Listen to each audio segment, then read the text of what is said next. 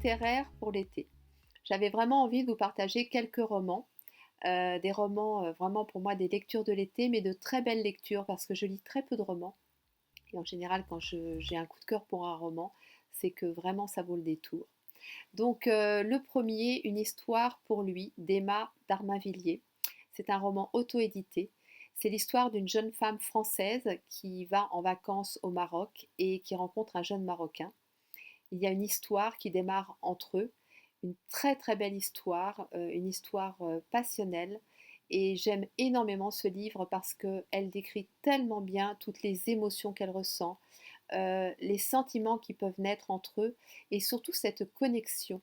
Cette connexion, alors le jeune homme parle un peu français, mais en fait on sent que le meilleur moment, enfin la meilleure des communications, c'est dans les silences. Et moi, ça a beaucoup résonné en moi parce que même encore aujourd'hui, où voilà, avec mon amoureux, il parle très bien français, mais on se rend compte que, en fait, ce sont dans nos silences que nous communiquons le mieux, que nous nous sentons le plus connectés. Et là, c'est vraiment ce qui se passe dans ce livre.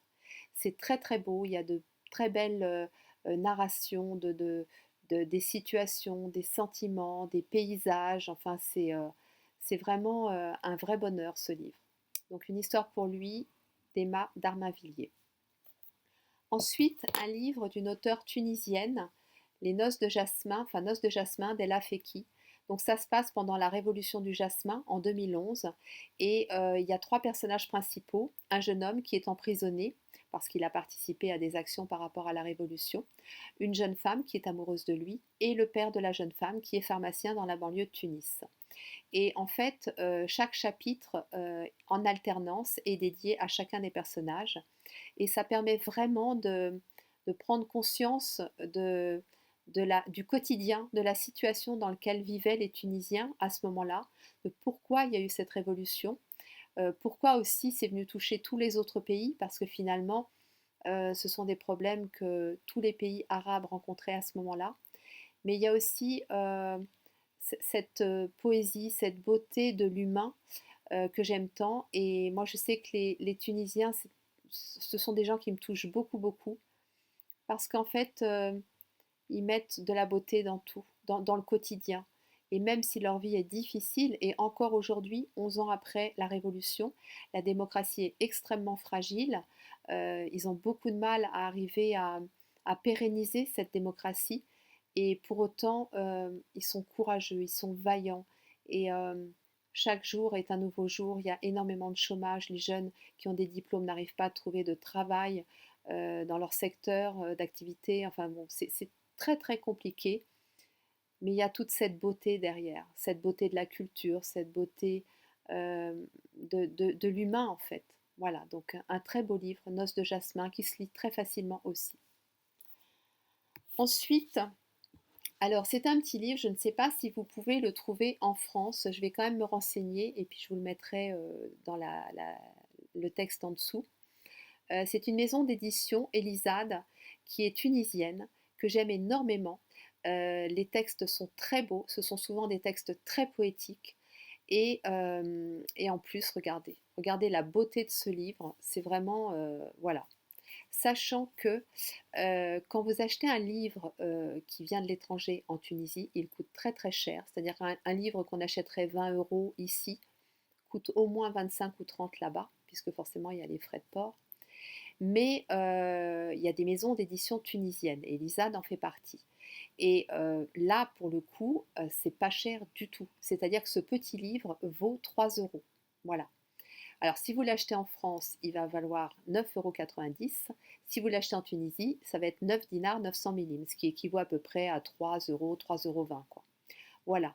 Donc, pour moi, c'est un véritable objet d'art et j'en ai plusieurs de cette maison d'édition. Ils sont tous magnifiques.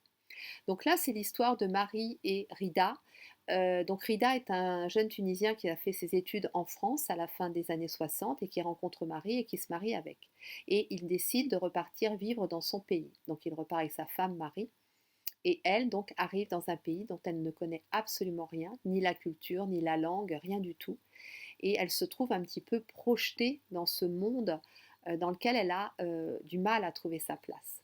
ce qui peut se comprendre parce qu'on est quand même, je vous l'ai dit, dans la fin des années 60 et que autant aujourd'hui on a quand même connaissance des autres cultures à travers YouTube, à travers la télé, à travers tous les reportages qu'on peut voir, mais à l'époque ça n'était pas le cas du tout.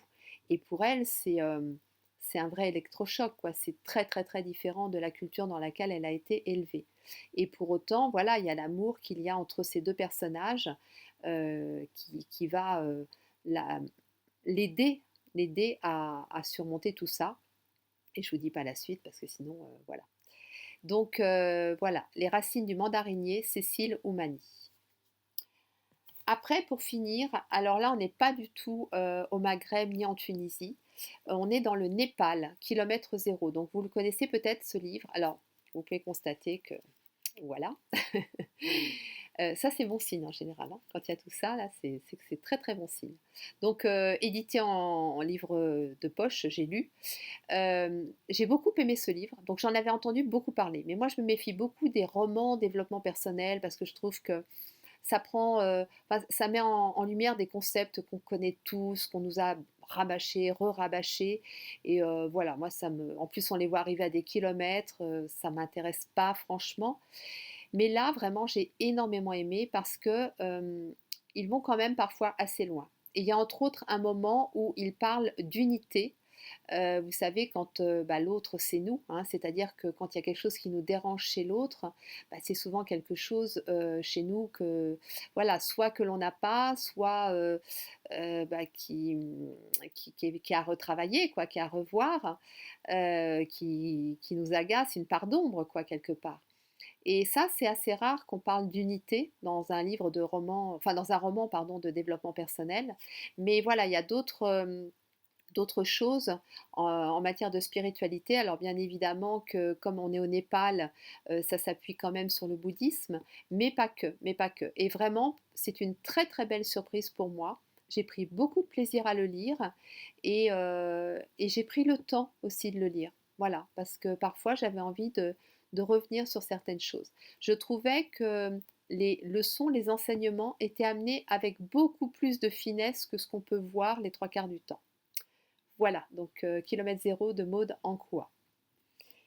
Et pour finir, j'avais envie de vous proposer quelque chose, une lecture commune. Alors, je ne sais pas si vous connaissez le principe de la lecture commune, c'est-à-dire que bah, on lit toutes et tous ensemble le même livre, et puis bah, on se retrouve de temps en temps pour échanger dessus. Voilà, un genre de veillée de lecture.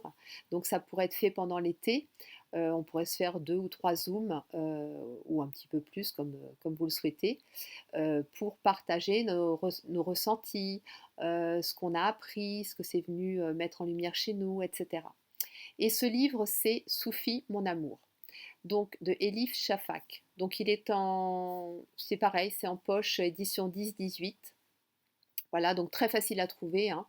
Vous pouvez même le trouver en bibliothèque, je pense, hein, très facilement.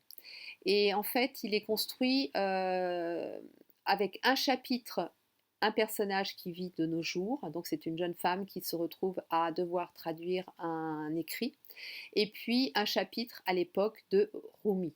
Puisque en fait c'est l'histoire de Rumi qui, à travers une rencontre, va se révéler, enfin l'amour inconditionnel va se révéler à lui. Et je pense que ça peut être une très très belle découverte pour vous tous. Donc voilà, je vous propose cette lecture commune. Moi j'ai déjà commencé, hein, j'ai un peu triché, mais voilà, je saurais vous attendre quand même. Donc si ça vous dit, ne tardez pas trop parce que moi je ne vais pas arriver à attendre trop longtemps non plus. Vous m'envoyez un petit mail en répondant à cette newsletter en me disant bah voilà, moi je suis intéressée pour cette lecture commune et bah tu m'inscris et puis bah, à ce moment-là on se fixera un zoom mi-juillet, quelque chose comme ça pour commencer à en parler. Voilà, bah écoutez, je vous souhaite de belles vacances, de belles lectures et puis une très belle journée.